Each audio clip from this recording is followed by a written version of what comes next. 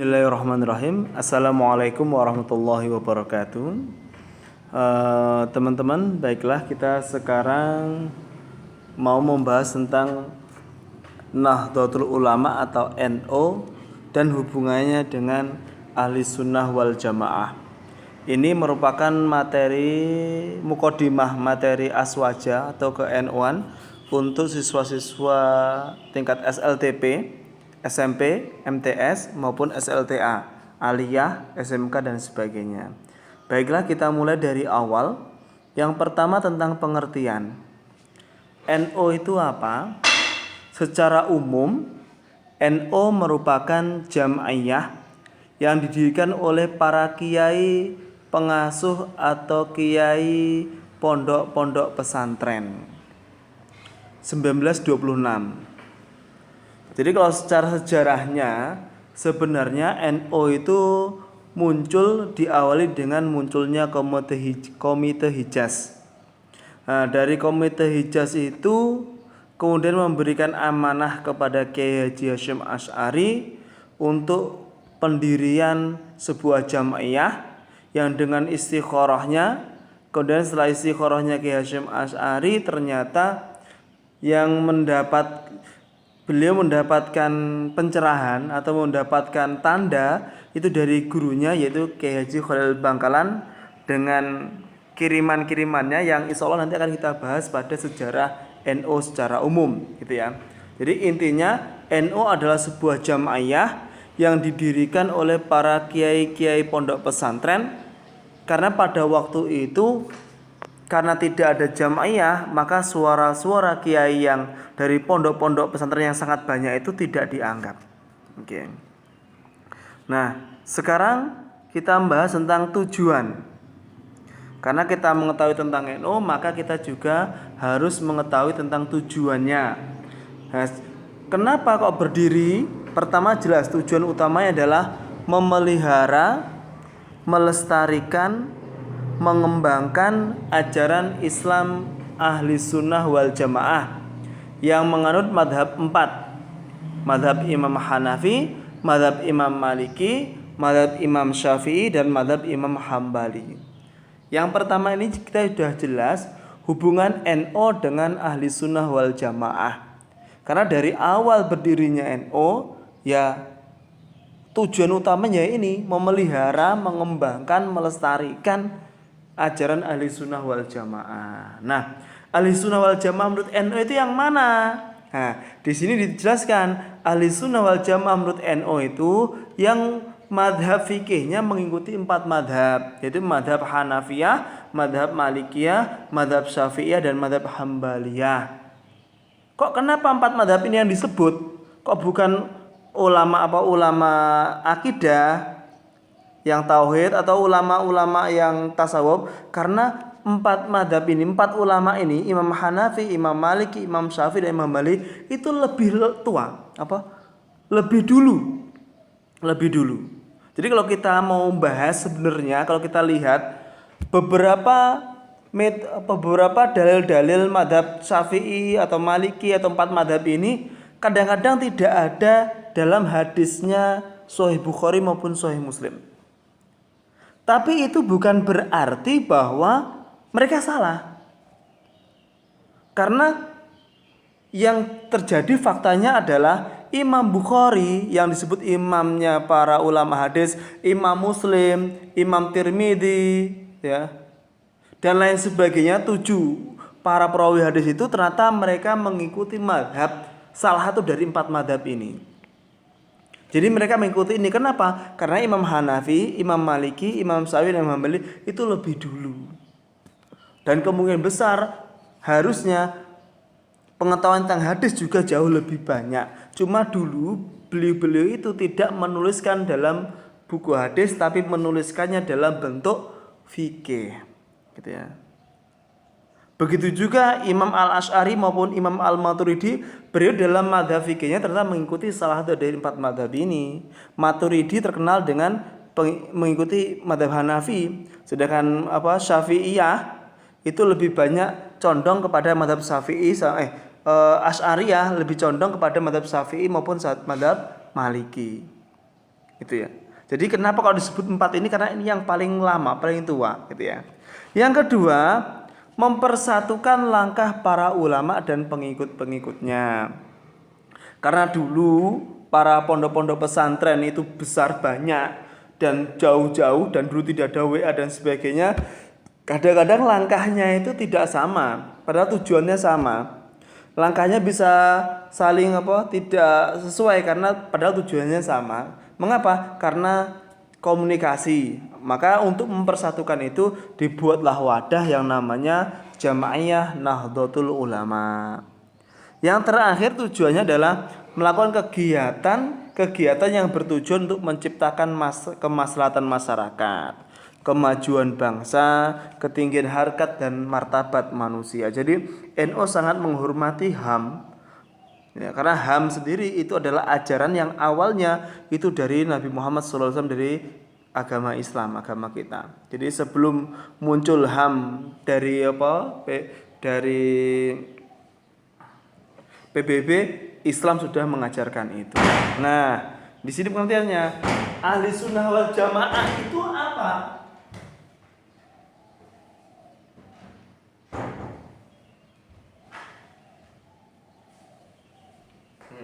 Ahli sunnah wal jamaah menurut NU itu apa? Ini diambil dari hadis ini salah satunya. Iftaraqatil yahudu ala ihda wa sab'ina firqatan wa nasara ala isnaini wa sab'ina firqatan wa sanaftariku ummati ala salasin wa sab'ina firqatan an-najiyatu minha wahidatun wal bakuna halaka. Kila wa man an-najiyatu? Qala ahlus sunnati wal jamaati. Kila wa ma ahlus sunnati wal jamaati? Qala wa ma ana alaihi wa ashabi. Nah, disinilah muncul, ini menurut beberapa ulama hadis bahwasanya ini hadisnya sahih. Jadi Rasulullah Shallallahu Alaihi Wasallam pernah bersabda bahwasanya Yahudi akan terpecah menjadi 71 golongan. Kaum Nasrani juga akan terpecah menjadi 72 golongan. Dan umatku atau umatnya Nabi Muhammad, umat muslim, akan terpecah belah menjadi 73 golongan. Dan kata Rasulullah, dari 73 golongan itu yang selamat cuma 1. Makanya para sahabat bertanya, siapa yang selamat? Aman an-najiyatu. Siapa yang selamat ya Rasulullah? Nah, sahabat Rasulullah menjawab, mereka adalah ahli sunnah wal jamaah. Maka sahabat bertanya lagi, ya Rasulullah, ma ahlu sunnati wal jamaah? Apa itu ahli sunnah wal jamaah? Maka jawabannya Rasulullah, wa ma ana alaihi wa ashabi. Yang aku ada di dalamnya dan sahabat-sahabatku juga ada di dalamnya. Artinya yang mengikuti cara hidupnya Rasulullah, mengikuti aturannya Rasulullah, dan juga mengikuti sunnah-sunnah dan aturan-aturannya para sahabat. Jadi tidak berhenti di Rasulullah saja, tapi juga para sahabat. Nah, akhirnya pengertian ahli sunnah wal jamaah ini berkembang. Makanya Imam Az-Zabidi pernah mengatakan, Idza utliqa ahli sunnati wal jamaah, idza utliqa ahlus sunnati wal jamaati fal murad minhu al asy'ariyah wal maturidiyah. Kemudian Imam Zabidi menerangkan, kalau disebutkan ahli sunnah wal jamaah dalam kitab-kitab, maka maksudnya itu adalah kelompoknya Imam al-Asy'ari dan kelompoknya Imam al-Maturidi. Kenapa? Dasarnya ini, apa-apa yang ada pada Rasulullah dan ada pada zaman sahabat. Contohnya gini, kenapa kok kita sholat Jumat pakai azan 2 kali? Zaman Rasulullah 1 kali, zamannya Abu Bakar 1 kali, zamannya Umar 1 kali. Ternyata zamannya sahabat 2 kali, dan ijma sahabat itu paling tinggi ijma'nya. Di antara ijma mujtahidin atau ijma para ulama, ijma sahabat itu didahulukan. Ternyata sahabat pada itu setuju sholat Jumat dengan 2 kali adzan. Maka kita ngikuti itu karena masuk ashabi, masuk sahabatnya Rasulullah. Ya, itu tentang pengertian ahli sunnah wal jamaah dalam NU, gitu ya. Pengertian yang dipegang. Selanjutnya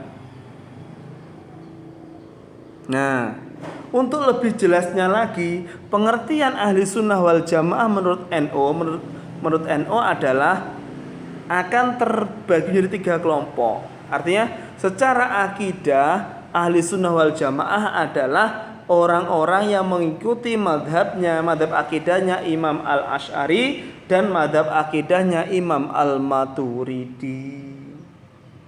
Secara akidah, secara tauhid, seperti tadi yang dikatakan oleh Imam Az-Zabidi, idza utliqa ahlus sunnati wal jamaati fal murad minhu al-asy'ariyah wal maturidiyah. Kan itu. Nah, kemudian dalam madhab fikihnya orang-orang yang mengikuti salah satu dari 4 madhab, yaitu madhab Hanafi, madhab Maliki, madhab Syafi'i, dan madhab Hambali. Sedangkan dalam bidang akidah, bidang akhlak ataupun tasawuf, mereka itu adalah orang-orang yang mengikuti madhab tasawufnya Imam Al-Ghazali dan madhab tasawufnya Imam Junaid Al-Baghdadi. Gitu ya. Jadi gitu. Nah, contoh secara garis besarnya, contoh madhab akidah Asy'ariyah dan Maturidiyah atau madhab aswajah secara akidah itu contohnya ini. Percaya terhadap makhluk yang diciptakan Allah, percaya adanya malaikat, percaya terhadap sifatnya Rasul, sifat Allah. Allah punya sifat, Allah juga punya zat. Gitu ya. Nabi Muhammad adalah makhluk yang paling mulia. Itu. Dan sebagainya itu contoh Contoh madhab akidah Asy'ariyah atau aswajanya, gitu ya. Rezeki, jodoh, ajal manusia telah ditetapkan oleh zaman azali, tetapi manusia diberi kasab untuk berusaha, sehingga dari itu manusia akan mendapatkan pahala jika baik, dosa jika buruk, dan sebagainya. Itu madhab Asy'ariyah. Jadi madhab aswajanya NO. Nah, secara fikih jelas ya, secara syariat ataupun fikih jelas yang mengikuti madhab 4 ini, Hanafi, Maliki, Syafi'i, Hambali salah satunya. Tapi kebanyakannya kalau di Indonesia lebih banyak yang mengikuti madhab Syafi'i. Madhab Syafi'i itu contohnya apa? Sholat tarawih 20 rakaat dengan 3 witir. Membaca sholat dengan baca usolli. Azan pada sholat Jumat 2 kali dan sebagainya, itu madhab Syafi'i. Sedangkan dalam tasawuf, contoh-contohnya garis besarnya adalah tasawuf yang tidak berlebih-lebihan. Tasawuf ini tidak meninggalkan syariat. Jadi orang ahli sufi menurut Imam Al-Ghazali, Imam Junaid Al-Baghdadi itu adalah orang-orang yang melaksanakan syariat dengan benar, tidak bisa meninggalkan syariat.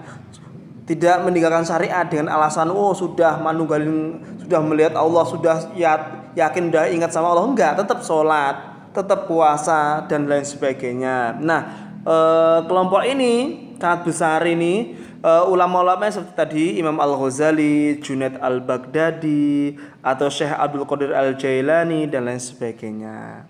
Nah, itu adalah madhab aswaja, madhab ahli sunnah wal jamaah menurut NO. Jadi akidah ahli sunnah wal jamaah an-nahdhiyah itu contoh-contohnya seperti itu.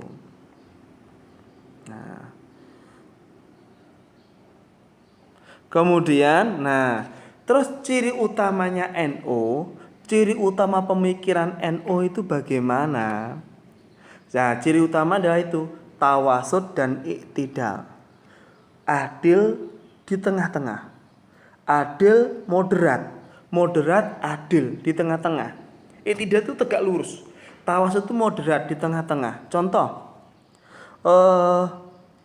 NO ahli sunnah wal jamaah itu seimbang antara penggunaan dalil nakli dengan dalil akli. Bahkan dalam madhab Asy'ariyah, madhab kita NO, bahwasanya kalau ada perbedaan antara dalil nakli dengan dalil akli, maka dalil akli harus mengikuti dalil nakli. Nah, gitu. Karena kadang-kadang dalil-dalil nakli itu tidak bisa dipahami oleh akal, karena akal punya kekurangan. Yang lain adalah NO atau Aswaja ahli sunnah wal jamaah itu moderat di tengah-tengah antara Jabariyah dan Qadariyah. Sebagaimana kita ketahui, Jabariyah berpaham bahwasanya semua perbuatan manusia itu adalah murni Allah saja. Tidak ada campur tangan dari manusia. Sehingga ketika ada orang jahat ataupun orang buruk ataupun orang setengah jahat setengah buruk, itu Allah. Maka manusia tidak berhak mendapatkan pahala, juga tidak berhak mendapatkan dosa. Itu Jabariyah, fatalisme. Akhirnya menumbuhkan orang-orang yang malas bekerja. Kenapa kamu kok miskin? Oh, ini takdir. Kenapa kamu kok bodoh? Ini takdir. Gak mau belajar, gak mau bekerja, hancur.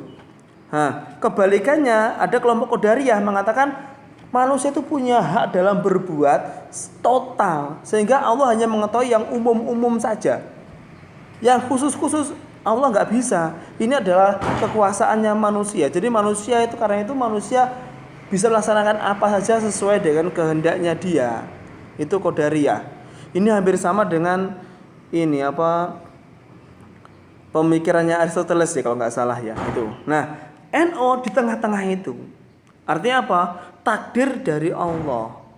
Semua ditentukan oleh Allah, tapi manusia diberi kasab, diberi wewenang untuk berusaha, diberi kemampuan akal untuk berpikir mana yang baik dan mana yang buruk, dan diberi kasab berusaha. Tapi tetap takdir dari Allah. Ini tawasud. Jadi di tengah-tengah. Antara lagi contoh yang lain adalah NO ahli sunnah wal jamaah itu di tengah-tengah antara ijtihad bebas mutlak dengan taklid buta. Sebagaimana kita tahu dulu ada yang mengatakan ijtihad ditutup, akhirnya semua orang taklid buta, nggak tahu apa, asal ikut saja. Kebalikannya ada golongan yang mengajak ijtihad mutlak. Imam Syafi'i boleh berijtihad, Imam Hanafi boleh berijtihad, kenapa saya tidak? Imam Syafi'i makan, saya juga makan. Imam Syafi'i tidur, saya juga tidur. Imam Syafi'i baca Quran, saya juga baca Quran. Berarti saya kan sama dengan Imam Syafi'i. Akhirnya dia menganggap manusia boleh berijtihad mutlak. Jadinya apa? Amburadul. Tidak semua orang bisa memahami Al-Quran dengan benar. Tidak semua orang menghafal semua hadis. Tidak semua orang mengerti cerita para sahabat. Akhirnya apa? Muncullah paham-paham baru, muncullah ijtihad baru yang bubar. Karena apa? Ijtihad terlalu bebas itu. Nah, Aswaja tidak. Aswaja di tengah-tengah.